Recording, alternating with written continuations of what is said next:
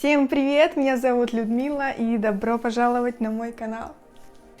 Сегодня я вам покажу, как сшить вот такую вот пижаму. Я вам обещала, и вот, пожалуйста, ловите. Немножечко вам расскажу, из чего мы будем сегодня шить пижаму. Так как у меня уже есть красная пижама, я решила, что нужно выбрать какой-то другой цвет, чтобы у меня было много красивых пижам. И эту я буду носить в том числе дома, оставлю себе. Я хотела давно светлую пижаму, а из светлых оттенков ткани у меня подходящей для пижамы только белая. Поэтому из нее мы и будем шить сегодня. Это футер двухнитка называется. Состав этой ткани полиэстер с хлопком, но в процентном соотношении не помню. Ткань дышащая, из нее у меня уже есть футболки, и летом в них вполне комфортно и не потеешь. Примерный расход на пижаму у нас 2,5 метра. А еще нам понадобится лекала, вот они у меня. У вас они, конечно же, тоже будут. Берите. Ссылка внизу в описании под видео. Напомню, что лекала в формате А4, и их вам нужно будет только распечатать, склеить по номерам. Там нет ничего сложного, все просто, поэтому скачивайте и распечатывайте и пользуйтесь. А мы приступим к раскрою. Эта пижама достаточно широкая, потому что я люблю свободную одежду носить дома, поэтому не удивляйтесь, что туда поместится и размер М, и размер L, я думаю. Если ваш размер меньше S, и вы хотели бы немного поменьше, то если упростить, то вам нужно просто убрать с бокового лекал сантиметра 2, я думаю, что максимум. То есть, сейчас покажу. Вот, допустим, спинка. Это сгиб. Вот это плечо, горловина и бок, боковой шов, то есть. Вам нужно будет от плеча измерить 2 сантиметра, здесь от проймы измерить 2 сантиметра и внизу измерить 2 сантиметра и прочертить такую же линию и отрезать. Если упростить, то этот вариант очень хорошо подойдет тем, кому нужен будет поменьше размер пижамы. И на штанах то же самое. Давайте приступим к раскрою пижамы.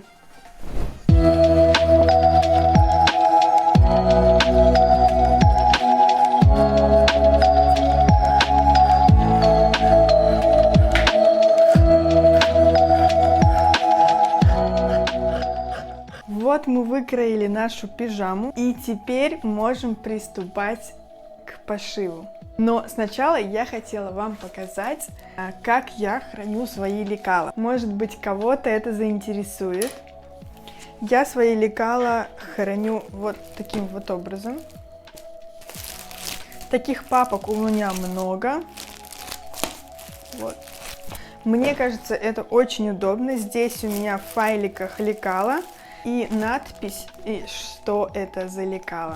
По моему опыту, это самый удобный метод хранения. Конечно же, бывают лекала, которые не помещаются в файлы, потому что это может быть куртка или что-то много детальное.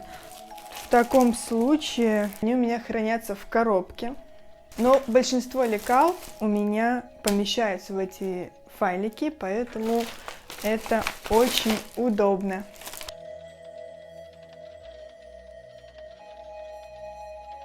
Для начала мы обработаем все мелкие детали. Это у нас 2 кармана, один карман на полочке верха рубашки и другой карман на задней части штанов, воротники. И соединим и приготовим подборд. Я обычно начинаю всегда с мелких деталей, чтобы потом не отвлекаться на них и уже все было готово. Начнем с карманов. Вокруг кармана нам нужно будет обметать, подогнуть с этого края 2 сантиметра и проложить прямую строчку. Вот такие вот карманы получились. Я их уже погладила. Так, оставим карманы в покое и приступим к воротнику. Вот у нас две детали. Нам нужно их сложить лицом к лицу и соединить на прямой строчке вот так вот. Воротничок готов. Я проложила строчку, сделала рассечки. И сейчас нам нужно максимально отрезать, чтобы это все не давало нам толщину и не портил красивый изгиб. Выворачиваем. Воротник наш готов, его тоже отложим. И приступим к подборту. Это обтачка спинки, это подборт полочки. Нам нужно совместить лицом к лицу плечевые и обметать. Подборт готов. Мы соединили плечевые и обметали вокруг. Все мелкие детали готовы. И теперь можно приступить к основному. Полочки верха. Отметим местоположение кармана. Приложим лекало и отметим мылом.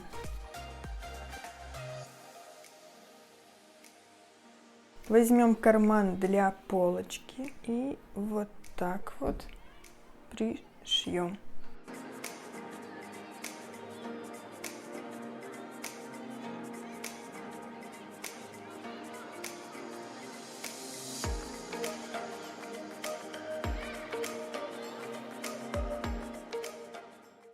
Карман готов. Теперь соединим полочки со спинкой. Складываем их лицом к лицу и соединяем плечевые. Плечевые соединили. Теперь раскрываем полочки со спинкой и должны соединить рукава. Вот так. Одну сторону и другую сторону.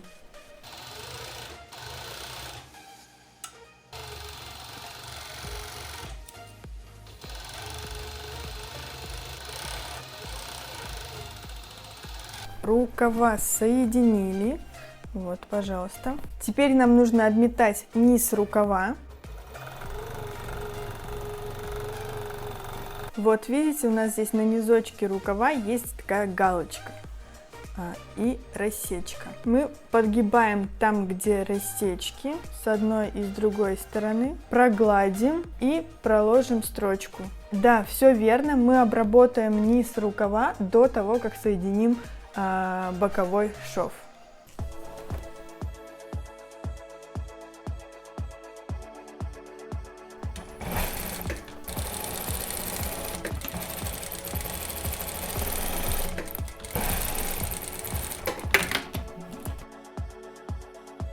Складываем пополам низ рукава и сделаем закрепку на прямой строчке, чтобы, когда мы пройдемся оверлоком, здесь вышло все ровно.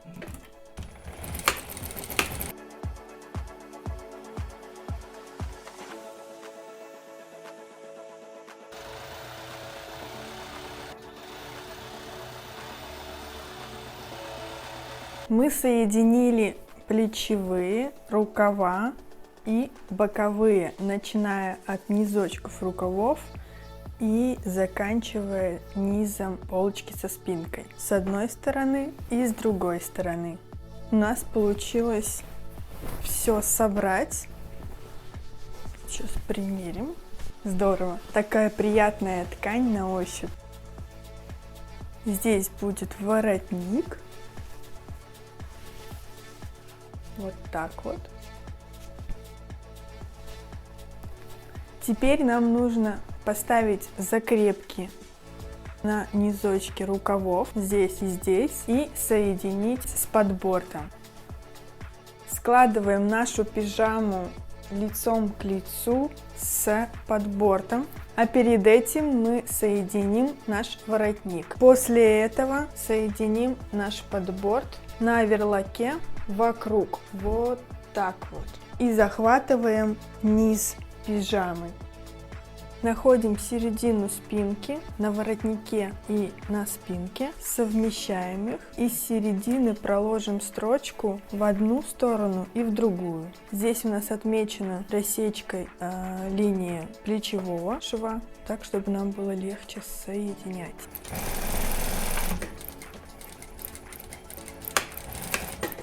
ставим закрепку в конце и соединяем другую сторону.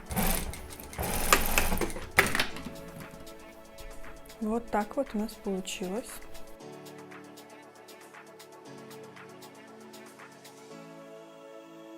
Теперь соединим подборд с пижамой. Все так же состыковываем рассечки на обтачке спинки и на спинке пижамы. И с той стороны, где мы уже проложили строчку, соединяя воротник, начинаем обметывать все вокруг. Вы, конечно, можете все состыковать и заколоть иголками, но я думаю, я обойдусь без этого.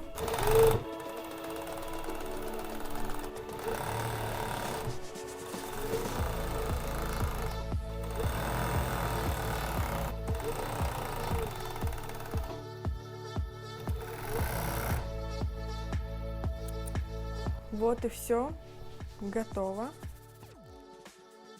Теперь нам нужно вывернуть все и прогладить. Ну что, обработаем низ пижамы. Для этого мы выворачиваем подборд и прокладываем строчку на 1,5 сантиметра выше, выходя здесь на нет.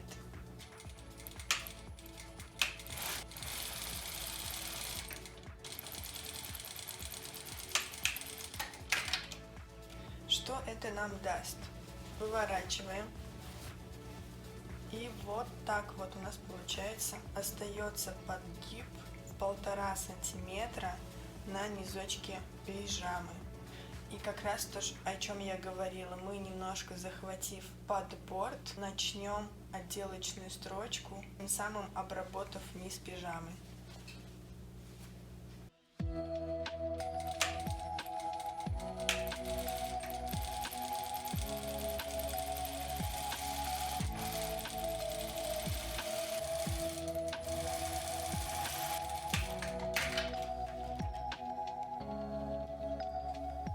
Поставим закреп на плечевых. Для этого нам нужно вот плечевые швы пижамы и обтачки. Для того, чтобы нам закрепить, мы по обтачке сделаем шов. Но для этого нам нужно совместить плечевые, чтобы у нас все вышло ровно. А они у нас идут вот так. Заколем и другую сторону тоже. Готово. Теперь мы проложим строчку только на спинке, соединяя обтачку.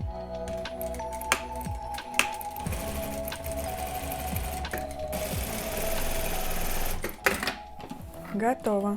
Убираем иголки. И вот такая вот у нас отделочная строчка получилась по спинке. И тем самым наша обтачка сзади не будет откидываться и мешаться. Но на полочке мы не будем прокладывать строчку насквозь, так как у нас здесь, во-первых, карман, и во-вторых, я не хочу, чтобы строчка была здесь на полочке. Так, теперь приступим к пошиву штанов. Кармашек наш уже готовый, как мы помним. Нам нужно будет соединить только между собой задние части штанов и передние части штанов.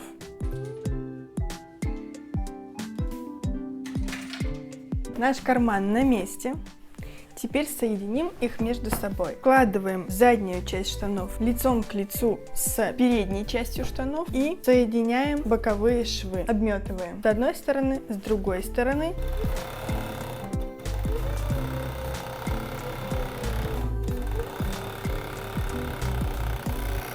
Мы соединили боковые швы, обметали низ штанин. И теперь нам нужно соединить шаговые, начиная от низа одной штанины, заканчивая низом другой штанины. Средние швы мы распределяем друг от друга для того, чтобы не было толщины.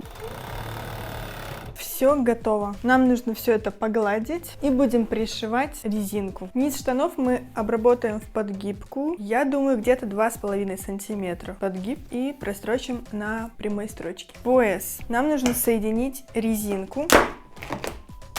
Из того, что у меня есть, возьмем вот эту вот белую резинку обычную. Измерим нашу талию. чтобы нам было комфортно и чтобы не спускалось и не передавливало. Это вот столько. Сейчас я измерю, сколько это. У меня это 56 сантиметров. Я люблю, когда пояс не болтается и крепко держится на талии. И самое главное сейчас, чтобы эта резинка поместилась у нас на ширину верха штанов. Отлично. Подходит. Берем. Соединим резинку между собой на прямой строчке и пришьем ее к штанам. Распределим резинку равномерно по всему охвату и заколем иголкой. Заколем иголкой с 4 сторон. По бокам, спереди и сзади. Чтобы наша резинка равномерно легла по всему обхвату. Вот так у нас получилось. Бока, перед, зад. И обметаем вокруг потихонечку, растягивая резинку. Иголки, конечно же, убираем, как только до них доходим. Все готово. Резинка пришита. Теперь мы выворачиваем штаны, подгибаем резинку внутрь и прошиваем на прямой строчке.